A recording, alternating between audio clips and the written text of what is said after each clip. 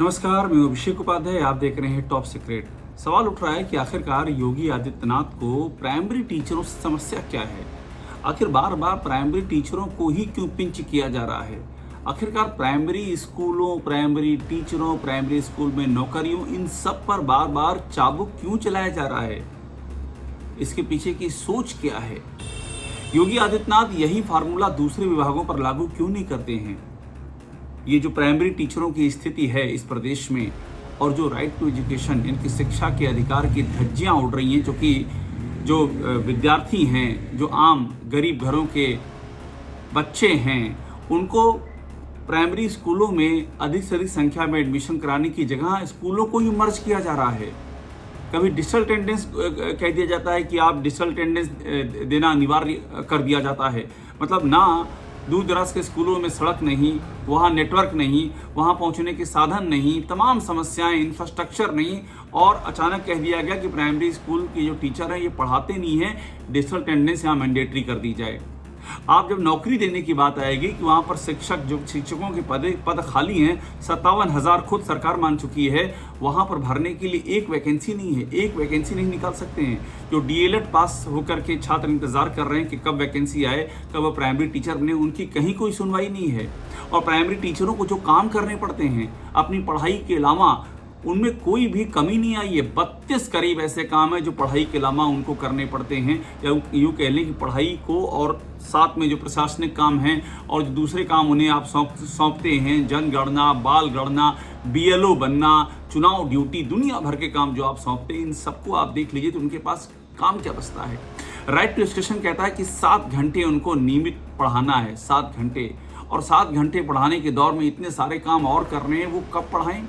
और सवाल ये है कि जब आपको कोशिश ये करनी चाहिए कि उनके ऊपर काम का बोझ कम हो, कोशिश करनी चाहिए कि टीचरों की संख्या बढ़े, कोशिश करनी चाहिए कि छात्र ज़्यादा आएँ, तो उसमें आपने स्कूलों का मर्ज शुरू कर दिया है। यानी कि एक और मुसीबत कर दी है। स्कूल अब दूर दूर बच्चे जाने से रहे, प्राइमरी टीचरों को और मुसीबत। सवाल उठ रहा है कि आखिरकार योगी आदित्यनाथ को प्राइमरी टीचरों से दिक्कत क्या है। ये सारे नियम कानून फार्मूले उन पर ही लागू क्यों किए जाते हैं, ये दूसरे विभागों पर लागू क्यों नहीं किए जाते हैं। और प्राइमरी टीचरों की आप इस प्रदेश में स्थित देखिए, उनके पास क्या होता है, 14 सीएल होती है, हर साल में एक ईएल होती है। उनके पास ना दूसरे अधिकारियों की तरह से जो उनको मिलती है 31 अर्न लीव मिलती है, वैसी कोई ईएल नहीं होती है उनके पास सेकंड सैटरडे की छुट्टियां नहीं होती हैं। उनके पास अपने काम पर फोकस करने का सिर्फ अधिकार नहीं होता, उनको 20 काम अतिरिक्त करने पड़ते हैं। और उसके बाद आप उनको इस तरह से उन पर बोझ लादते जा रहे हैं, इस तरह से उनको पिन डाउन करते जा रहे हैं, इस तरह से नए नए नियम कायदे कानून बनाते जा रहे हैं। आप नई नौकरियां नहीं दे रहे हैं, शिक्षा मित्रों का आप जो वेतनमान है, वो जो उनको भत्ता मिलता है वो नहीं बढ़ा रहे हैं। आप कुछ भी नहीं कर रहे हैं और सिर्फ प्राइमरी टीचरों पर शिकंजा कसते जा रहे हैं। क्यों? आखिरकार वो कौन सी ऐसी सोच है जो आपको ये करने के लिए मजबूर कर रही है, सवाल उठेगा ही। मैं आपको ताज़ा जानकारी दे दूं। ताज़ा जानकारी ये कि प्राथमिक शिक्षा संघ ने एक बड़े आंदोलन का ऐलान कर दिया। 8 जुलाई को जो अलग अलग ज़िले हैं वहाँ पर बीएसए के दफ्तर का घेराव किया जाएगा। स्कूलों में मर्जर के खिलाफ किया है। 50 से कम जहाँ पर विद्यार्थियों की संख्या, उन स्कूलों को मर्ज कर दिया जा रहा है। अब देखिए इससे क्या होगा।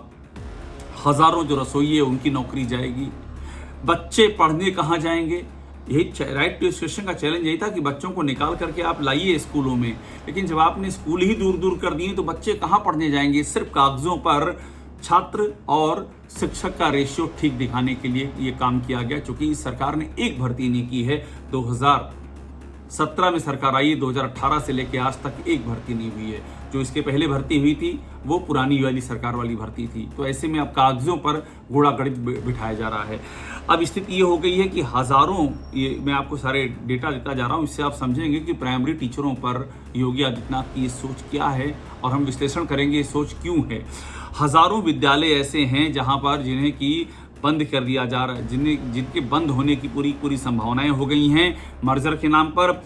जिन प्राइमरी स्कूलों में 150 से कम छात्र हैं और जिन उच्च प्राइमरी स्कूलों में 100 से कम छात्र हैं, उनको प्रधानाध्यापक विहीन किया जा रहा है। ये आरोप लगाया है प्राथमिक शिक्षा संघ ने कि वहाँ पर प्रधानाध्यापक के पद ही खत्म कर दिए जा रहे हैं। हजारों प्रधानाध्यापकों को सरप्लस घोषित किया जा रहा है। सरप्लस यानी कि इनकी आवश्यकता नहीं है, ये ज़्यादा हैं।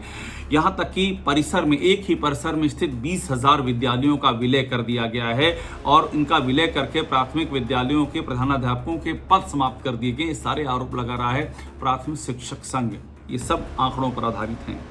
छात्रों से विद्यालयों की दूरी मैंने बताया अधिक हो रही है, छात्र नहीं जाएंगे, इसमें दो राय नहीं है। वो 27,000 जो स्कूल हैं उन पर बंदी का खतरा मंडरा रहा है। ये जो आपने प्राइमरी स्कूलों के विलय वाला फार्मूला निकाला है। पूरे प्रदेश के 822 ऐसे ब्लॉक हैं जहां पर प्राथमिक शिक्षा संघ ने बैठक की है। एक बड़ा आंदोलन शुरू करने की पूरी तैयारी है। लेकिन सोचना ये होगा कि योगी आदित्यनाथ ने कोई पहली बार नहीं किया, बार बार प्राइमरी टीचर निशाने पर क्यों आ रहे हैं। इसके पहले जब डिजिटल अटेंडेंस का एक फार्मूला दिया गया था कि अब डिजिटल अटेंडेंस होगी, उनको ये लगता है कि प्राइमरी जो टीचर हैं वही पढ़ाई अपना अध्यापन का कार्य ठीक से नहीं करते हैं। वो PWD में नहीं देखते हैं वहाँ क्या हो रहा है। जो उनका अपना मंत्रालय, सड़कें टूटी हुई हैं, खस्ता हाल है, करप्शन रिसर्च के सामने आ रहा, एक के बाद दूसरे आरोप लग रहे हैं। खुद उनकी ही अपनी सरकार के विधायक, मंत्री PWD के अधिकारियों के खिलाफ चिट्ठियाँ लिख रहे हैं कि अधिकारी भ्रष्ट हैं, भ्रष्टाचार कर रहे हैं। वहाँ उनको नहीं समझ में आता कि वहाँ शिकंजा कसा जाए। वहाँ कोई ऐसी बात नहीं होती है। उल्टे वहाँ तमाम शिकायतों के बाद भी सड़कें टूटती हैं, जो ड्रेनेज सिस्टम है वो धंसता जाता है, जो ब्लैक लिस्टेड कंपनियां हैं उन कंपनियों से काम होता रहता है, कहीं कोई एक्शन नहीं हो रहा है। सारा उनका फोकस आ रहा है प्राइमरी टीचरों पर। अब देखिए, जब डिजिटल अटेंडेंस उन्होंने लागू किया था, हालांकि बाद में यू टर्न लेने पर मजबूर हुए थे योगी आदित्यनाथ, वहां पर 11,000 शिक्षकों पर उस दौरान एक्शन लिया गया था, उनकी सैलरी काट ली गई थी।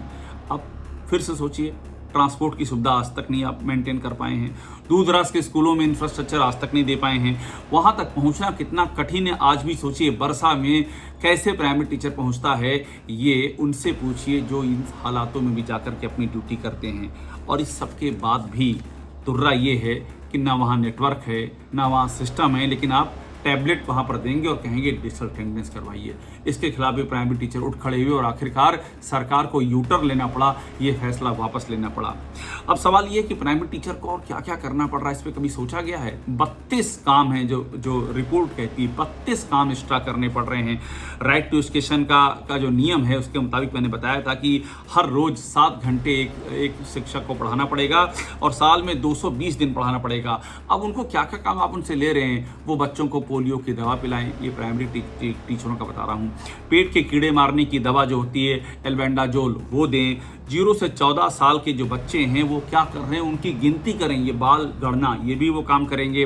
मिड डे मील वो खिलाएं, वो दूध फल बांटें, वो जूते और ड्रेस बांटें, वे किताबें बांटें, वे स्कूलों में अतिरिक्त कमरा बनाएं, ये भी उनकी जिम्मेदारी है। वो रगाई पुताई कराएं, वो क्षेत्र में बच्चों की गिनती करें, वो जनगणना कराएं, वो BLO ड्यूटी करें। सोचिए, BLO ड्यूटी भी उनको करनी है, वो चुनाव की ड्यूटी करें।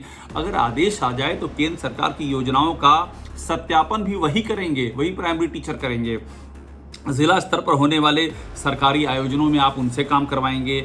आप पेरेंट्स टीचर की चाहेंगे वो उनकी एसोसिएशन की मीटिंग करते रहें, वो ग्राम शिक्षा समिति में भी हिस्सा लेते रहें, वो वृक्षारोपण कराएं, वो रैपिड सर्वे कराएं, वो स्कूल की फाइल तैयार कराएं, वो पढ़ाई कब कराएं, ये किसी ने सोचा है?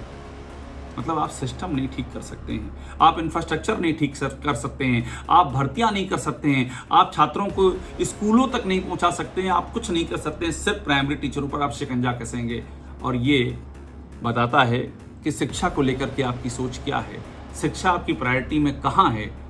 और जिस प्रदेश में शिक्षा का आधार नहीं होता है वहाँ एक पूरी की पूरी पीढ़ी पर गुमराह होने का खतरा मंडराता है। आप कितना बड़ा नुकसान कर रहे हैं इस प्रदेश का, पीढ़ियां इसको याद रखेंगी। इस बात को सरकार को सोचना चाहिए और अपनी कार्यशैली को बदलना चाहिए। टॉप सीक्रेट को देखते रहिए, लाइक कीजिए, सब्सक्राइब इसे जरूर कर लीजिएगा।